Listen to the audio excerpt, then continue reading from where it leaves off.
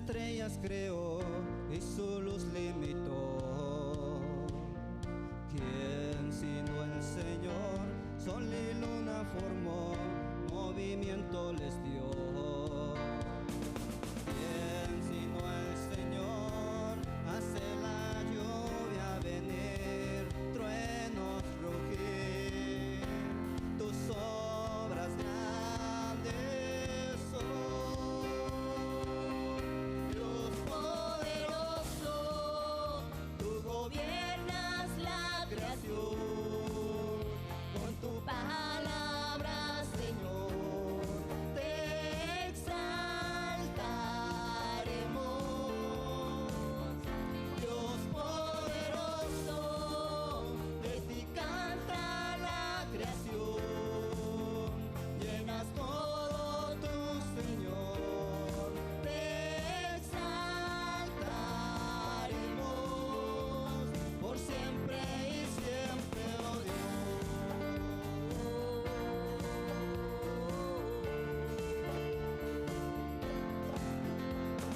¿Quién sino el Señor ha soñado en el plan para el hombre salvar? ¿Quién sino el Señor limpiará al pecador con su sangre y amor? ¿Quién sino el Señor da vida y salvar por una cruz? Tus planes grandes son.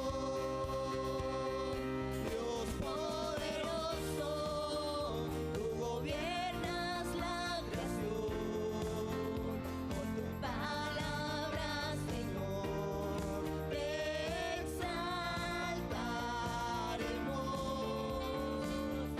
Dios poderoso, de ti canta la creación, llenas todo tu Señor, te exaltaremos por siempre y siempre, oh Dios.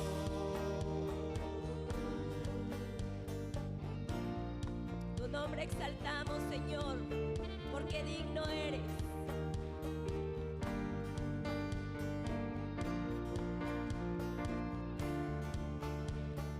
Todas las cosas vienen de ti, por ti, oh gran yo soy. Todo es tuyo,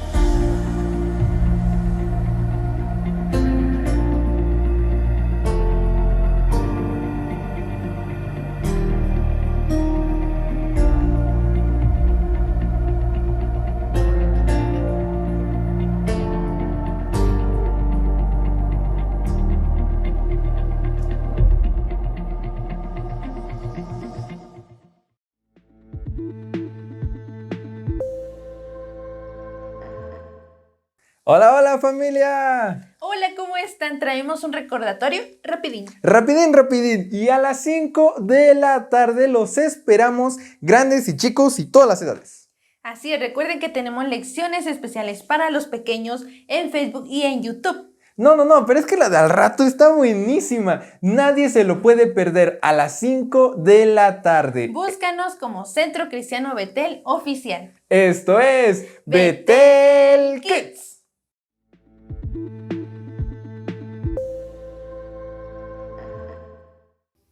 Hablemos del norte de África. ¿Sabía usted que el norte de África en un tiempo, en una época, fue un baluarte del cristianismo? El norte de África vio nacer a personajes tan ilustres como San Agustín, como Atanasio, el padre de la teología. Muchos de los padres de la iglesia que hoy en día estudiamos en nuestros institutos bíblicos nacieron en el norte de África. Y ahora el norte de África es un baluarte del Islam. Hoy en día, en el año 2022 en el que estamos, el norte de África es la región menos alcanzada del mundo. Todos los países del norte de África tienen en promedio más de un 99% de población islámica. Son lugares donde, según las estadísticas, hay menos de una familia de obreros por cada 1.000.000 de musulmanes. El Señor nos ha llamado como familia al norte de África y sabemos que según las estadísticas nos tocaría evangelizar o tendríamos la oportunidad de predicarle a 1.000.000 de personas en el norte de África, que nadie más va a evangelizar porque faltan obreros en esta región del mundo.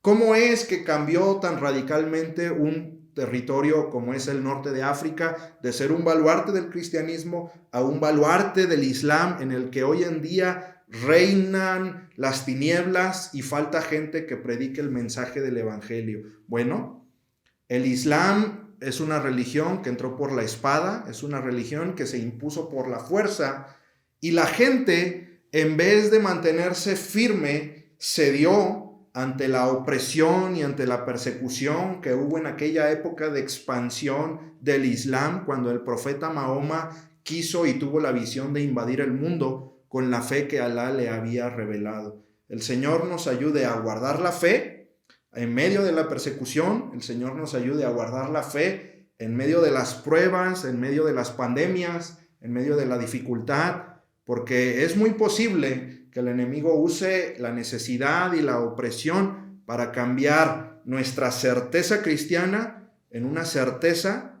que sea una certeza errónea. ¿Sí? El Señor nos ayude y que Satanás no quite de nuestra vida nuestra fe para cambiarla por teología, para cambiarla por placer, para cambiarla por ir con la corriente y por comodidades que este mundo nos puede ofrecer.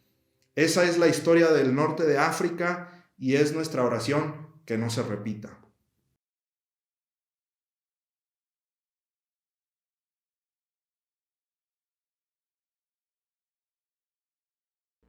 Cuando hablamos nosotros de Pedro, normalmente, al menos yo, me identifico y se ve a Pedro como un hombre comúnmente, como todos nos conocemos, como un hombre latino, un hombre acostumbrado a hablar y a veces sin pensar en lo que habla. Así era el apóstol Pedro, conocido por su amor al Señor Jesús, sí, pero conocido también porque a veces Pedro hablaba sin pensar lo que hablaba. Él siempre fue impulsivo. En alguna ocasión en el seminario me dijeron, a ver, de alguno de los personajes bíblicos, ¿cuál es el que más impacta tu vida? Y muchos dijeron, pues el apóstol Pablo, y otros así se fueron, ¿no? Y yo dije, bueno, yo voy a presentar un resumen del apóstol Pedro.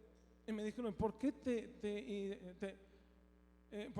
atrae la vida de Pedro? Y entonces dije, porque Pedro nos deja ver cómo el hombre se equivoca y cómo Jesús está atento a sus equivocaciones. El apóstol Pedro antes de que negara al Señor Jesús ahí en el patio de Ananías, el sacerdote, pues a veces cuando nosotros estudiamos acerca de la negación de Pedro, a veces caemos en el morbo. Van a hablar de la negación de Pedro. Sí, cuando Pedro le negó y el gallo cantó, y luego así que Pedro le tuvo miedo a la sirvienta y empieza como que ya nos conocemos la historia. Pedro, fíjense que hizo una declaración que el mismo Señor Jesús le reconoció. Capítulo 16 de Mateo dice que el Señor Jesús, dijo el Señor Jesús, ¿y ustedes quién? Primero les pregunta, ¿qué dice la gente que soy? Y dicen, unos dicen que eres Elías, otros, etcétera, que un profeta. ¿Y ustedes qué dicen de mí? Y Pedro le dijo, tú eres el Cristo, el Hijo del Dios viviente. Vean nada más la declaración y cómo Jesús la califica. ¿Cómo le dijo? ¿Se acuerdan? Porque no te lo reveló sangre ni carne, sino Dios directamente. En otras palabras, hermanos, se llevó las palmas Pedro por el reconocimiento de nuestro Señor Jesús. Pero si usted lee el mismo capítulo más adelante, cuando el Señor Jesús les dice a sus discípulos que era necesario que fueran a Jerusalén y sufrir y morir y resucitar. O sea, así se los dijo, Pedro no lo entendió. Y entonces Pedro le dice, Señor, que esto jamás te ocurra. ¿Y se acuerdan la respuesta del Señor Jesús? Le dice, apártate de mí,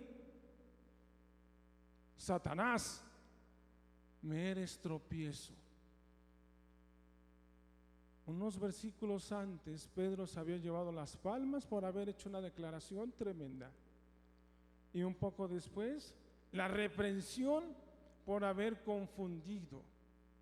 Porque Jesús le dijo que era necesario, fíjense, era necesario ir a Jerusalén.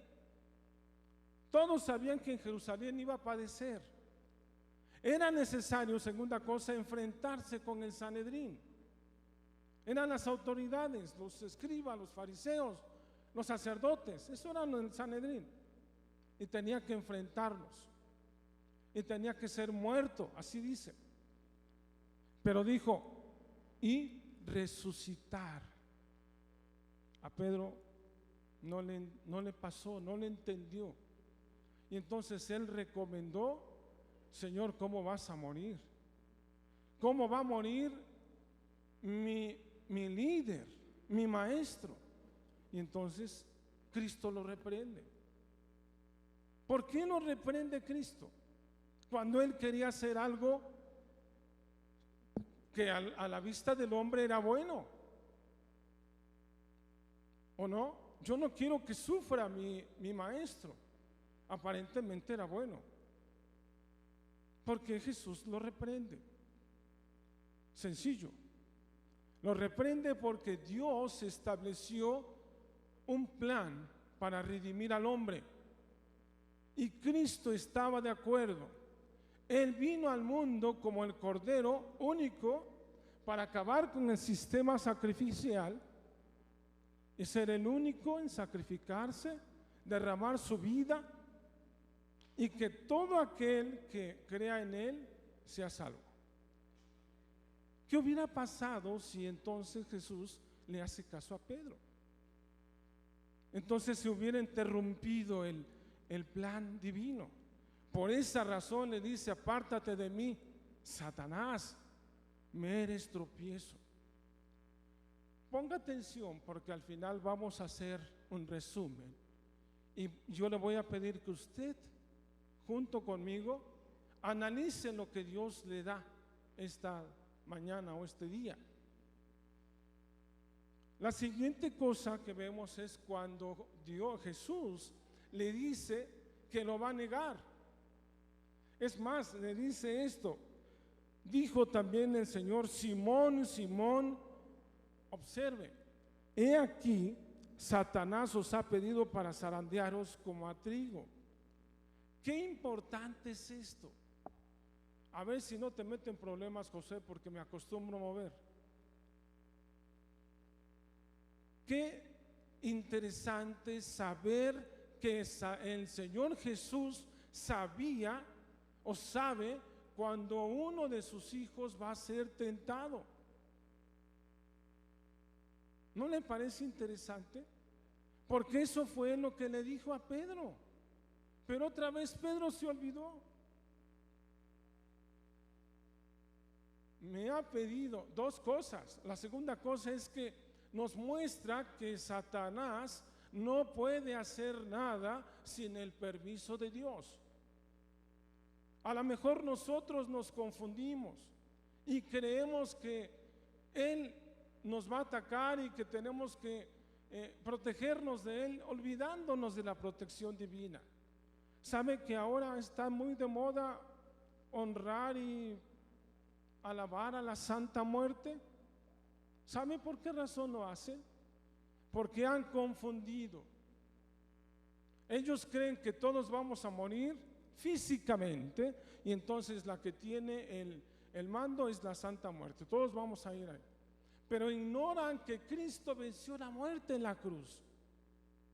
Eso lo saben los cristianos, que Cristo ha vencido la muerte en la cruz. ¿Dónde está, oh muerte, tu aguijón? Dice la palabra de Dios. Y eso sucedió con Pedro. Y eso sucede con el cristiano común y corriente. Olvidan la promesa divina. Ese es el gran problema.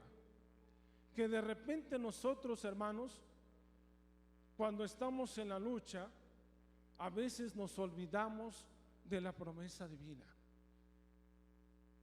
Déjeme decirle que el Señor Jesús le dijo a Pedro que le habían solicitado zarandearlo.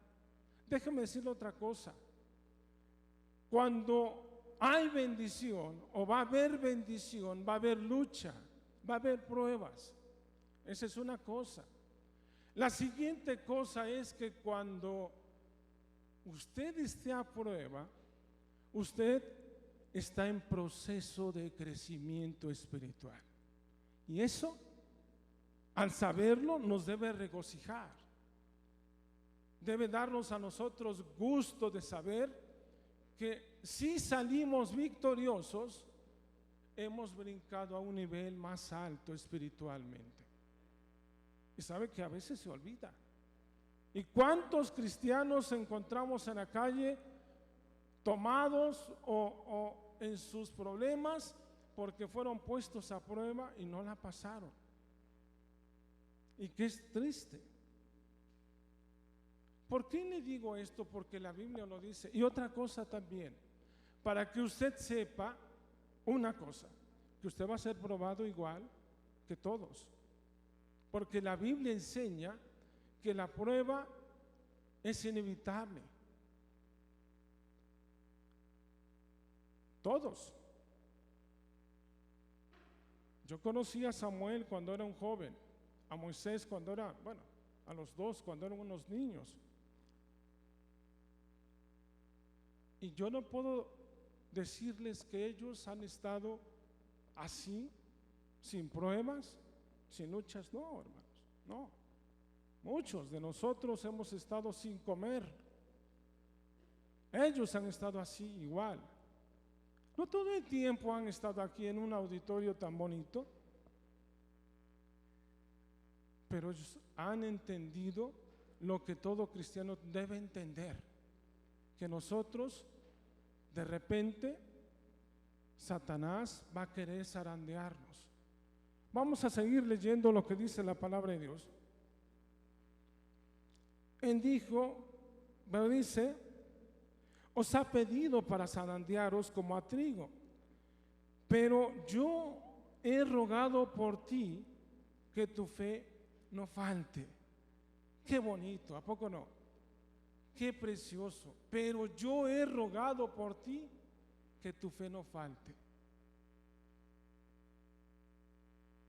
Si usted cuando está en lucha entiende estas dos cosas, primero, que está en lucha, pero que Dios no ha perdido el control. La segunda cosa, está en lucha, pero Dios está intercediendo. El Señor Jesús está intercediendo por usted. Sin duda que nuestro caminar sería muy diferente si entendiéramos lo que dice este texto en su parte segunda. Pero yo he rogado por ti.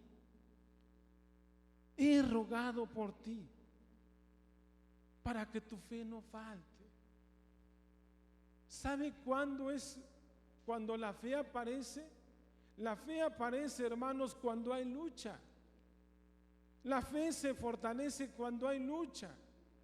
La fe crece cuando usted está puesto a prueba. Entienda esto. En la guianza amorosa de nuestro Señor hay muchas pruebas y el apóstol Pablo lo sabía.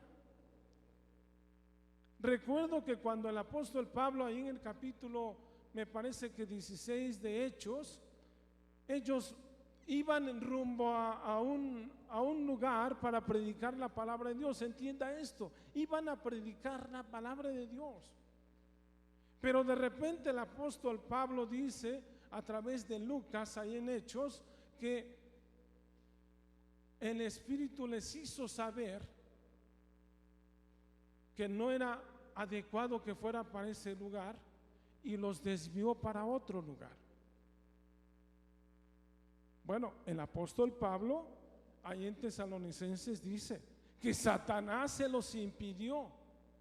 Entonces, ¿se entiende esto? Primero, Lucas dice que fue el Espíritu Santo el que no los permitió ir para allá. Pero Pablo identifica que la lucha venía también de Satanás. ¿Qué quiere decir esto? Que Satanás no actúa por cuenta propia. Yo platicaba con Moisés o con Samuel, no recuerdo. A veces Dios permite que Satanás haga cosas en tu vida para apartarte de algo que no te conviene. ¿Cuántos hemos tenido compañeros de trabajo que han sido difíciles? Algo Dios quiere contigo. Yo recuerdo que cuando yo tuve una jefatura realmente destacada porque siempre era visible. Yo me encargaba de organizar todos los eventos internacionales, nacionales, y pues mi nombre aparece en muchas publicaciones científicas como agradecimiento. Llegó el momento en que cambiaron al director y ese director trajo a su gente y me dijo: ¿sabes qué, Choco? Pues gracias, voy a poner a alguien en tu lugar. Y no tienen idea de la confusión que esto me causó. Y con mi esposa platicamos muchas veces. Qué feo se siente ahora ya estar en el cajón de los desechos. Así me sentía. Y de repente, por indicaciones del gobierno, se cancelaron unos seguros que todos contratamos ahí como trabajadores del gobierno, y entre ellos su servidor. Cuando yo era jefe no tenía ninguna oportunidad de reclamarlo. Cuando ya no soy jefe, pues yo podía haberlo hecho. Y así fue.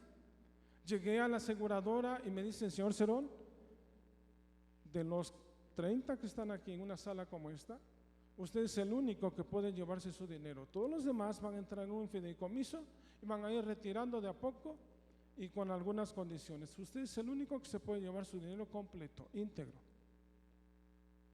Yo llegué a mi casa y le dije, con eso lo invertimos en algunas cosas que nos hacían falta, pagamos deudas, todo, y al final del asunto nos dimos cuenta que Dios no perdió el control jamás, y que Dios me quitó de un lugar que si yo hubiera seguido hubiera puesto en riesgo ese fondo. Y muchas cosas, hermanos, que ahora me doy cuenta que Dios ha hecho para que nosotros seamos útiles. Si yo estuviera trabajando, no estuviera aquí. Fuimos a Chiapas el fin de año pasado y fue una bendición. Entiendo que Dios tiene sus tiempos para ti, para mí, para todos. Y Dios va a interrumpir tu camino si no es lo que Él quiere. Y si tú luchas y no estás de acuerdo, es muy probable que Dios deje que las gentes que te atacan te vayan acorralando, te vayan llevando al camino que Él quiere, para que su voluntad sea cumplida en tu vida. Nosotros, hermanos, cuando caminamos por fe, debemos tener en cuenta esto. La otra cosa, para aprovechar el tiempo, dice: he rogado por ti que tu fe no falte. Vean lo que dice: y tú. Qué precioso, hermano. De verdad que cuando yo leo este texto, siento que las piernas me tiemblan. Ponga atención en lo que dice la palabra de Dios. Y tú, una vez vuelto, quedémonos ahí. Dios sabe que tú serás probado y Dios sabe que estarás a punto de ser derrotado. Dios sabe que puede ser difícil. Dios sabe que a lo mejor estás escondiéndote porque le has fallado al Señor. Dios sabe lo que tú luchas en el día a día. Pero Dios sabe también que si tú confías, volverás triunfante.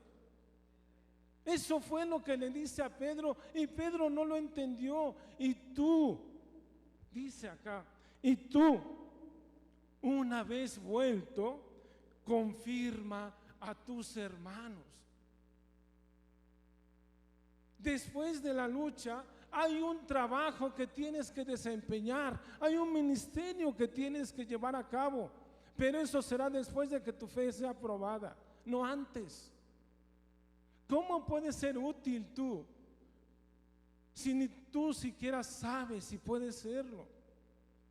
En el camino del Señor, en su soberanía, Dios ya preparó las obras que dice ahí en Efesios de antemano para que nosotros anduviésemos en ellas. Al recibir al Señor Jesús, tú recibes un paquete de cosas que puedes hacer, y esas cosas que tú puedes hacer tienen el propósito de glorificar a nuestro Dios. Ese es el propósito. Y el Señor también se lo dice a sus discípulos, capítulo 14, 15, 16, 17, se los dice. El Padre es glorificado cuando sus hijos llevan fruto. Cuando usted no lleva fruto, algo está pasando en su vida, algo está mal. A lo mejor usted viene acá y le gusta la alabanza, y a mí también. Y a lo mejor hasta lleva el ritmo con el piecito. O como el hermano Andrés Cruz, te has de acordar, hermano, cuando yo era un joven igual traía el ritmo y escuchaba: y la carne con el espíritu tienen una lucha viva. Y ahí estábamos cantando. A veces ni siquiera entendíamos lo que cantábamos. Pero cuando tú entiendas lo que el Señor quiere, no solamente vas a alabar al Señor, sino que vas a actuar y vas a vivir y vas a entender lo que Dios quiere de ti cuando seas triunfante, cuando regreses triunfante. Entonces, Dios sabe que vas a ser probado. Dios está al pendiente de ti, ora por ti, intercede por ti. Dios espera que tú salgas victorioso.